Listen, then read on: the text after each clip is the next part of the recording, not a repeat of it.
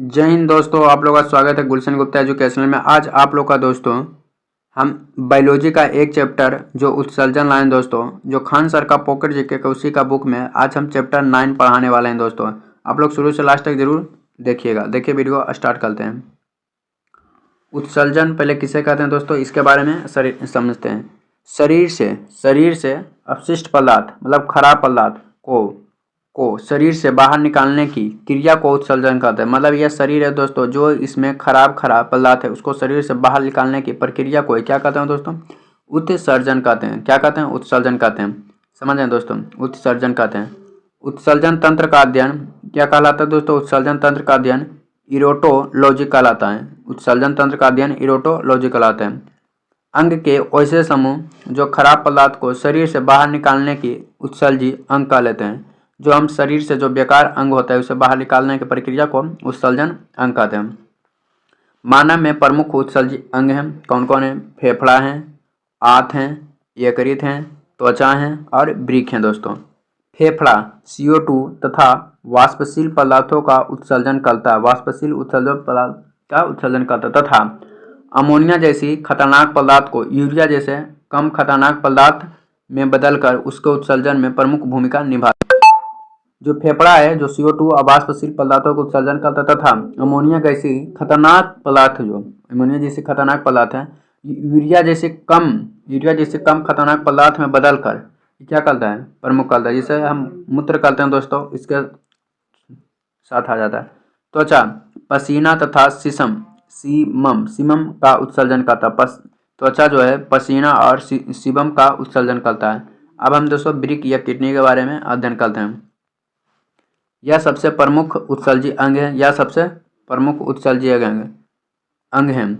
इसकी संख्या 2 होती है। इसकी संख्या कितना होता है दोस्तों? 2 होती है। इसका आकार सेम के बीज के आकार होता है। इसका आकार क्या होता है? सेम के बीज के आकार होता है। प्रत्येक वृक्क का भार 140 ग्राम होता है। प्रत्येक वृक्क का भार कितना? 140 ग्राम होते हैं। वृक्क पेरिटोनियम नामक झिल्ली में बंद रहती है। प्रोटेनियम नामक झिल्ली में बंद रहती है। दाहिनी किडनी यकृत के दबाव के कारण नीचे दबा जाता है। वृक्क के बाहरी भाग को उत्तल जबकि भीतरी भाग को अवतल होते हैं।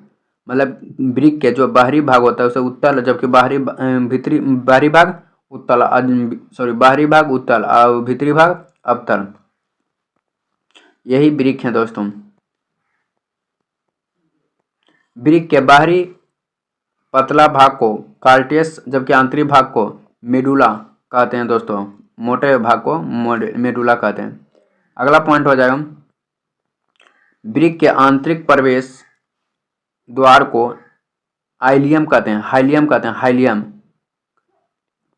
हैं। प्रत्येक वृक्क में लगभग 30 लाख नसें होते हैं जिन्हें वृक्काणु कहते हैं। यह वृक्क की क्रियात्मक एवं क्रियात्मक इकाई को नेफ्रॉन कहते हैं। क्या कहते हैं? नेफ्रॉन कहते हैं। मनुष्य के शरीर में उत्सर्जन का वास्तविक कार्य इन्हीं नेफ्रॉन के द्वारा किया जाता है। अतः इन्हें नेफ्रॉन का उत्सर्जन इकाई भी कहा जाता है। प्रत्येक नेफ्रॉन के मुंह पर एक कटोरी या पेयालीनुमा संरचना पाई जाती है जिन्हें हमें बुमेन संपुट कहते हैं। क्या कहते हैं? बुमेन संपुट कहते हैं दोस्तों। बुमेन संपुट ही रक्त को छानता है और निस्पंदन या करता है। बुमेन संपुट पदार्थ को पुनः अवशोषण करना।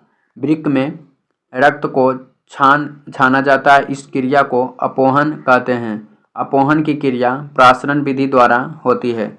डायलिसिस नलिका जो कि कृत्रिम अर्धपरागरम झिल्ली द्वारा बनी होती है। इससे होकर जब रोगों को अशुद्ध रक्त गुजरता है तो उससे आंतरिक यूरिया Na+ या K+ आदि उत्सर्जन अवशोषण कर देता है या कर जाता है। रीनेल या धमनी से ब्लड या एंट्री को ग्लूमेरुलस बुमेन संपुट होता है। सिरा से ब्लड एग्जिट, यूट्रस या यूरिन अवशोषण या हेनल लूप। मूत्र का निर्माण वृक्क करता है। मूत्र का निर्माण कौन करता है? वृक्क करता है, जिसमें 95% जल, 2% लवण और 2.6% यूरिया तथा 0.6% यूरिया अम्ल होते हैं। मूत्र का पीएच मान 4.8 से 8.4 के बीच रहता है। मूत्र की प्रकृति अम्लीय होते हैं। मूत्र का पीला रंग यूरोक्रोम के कारण होती है, जबकि मल का पीला रंग किसके कारण? बिलुरुबिन के कारण होता है। बिलुरुबिन के कारण होती है। वृक्क अपशिष्ट पदार्थों का उत्सर्जन मूत्र के माध्यम से कर देता है।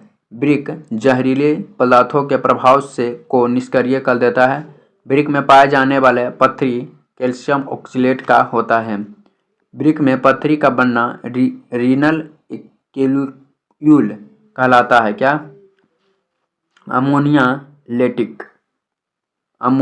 अमोनीटैलिक दोस्तों। वैसे जीव जो उत्सर्जन से अमोनिया निकालते हैं उसे कहते हैं दोस्तों, इसे कीट मछली और हाइड्रा दोस्तों।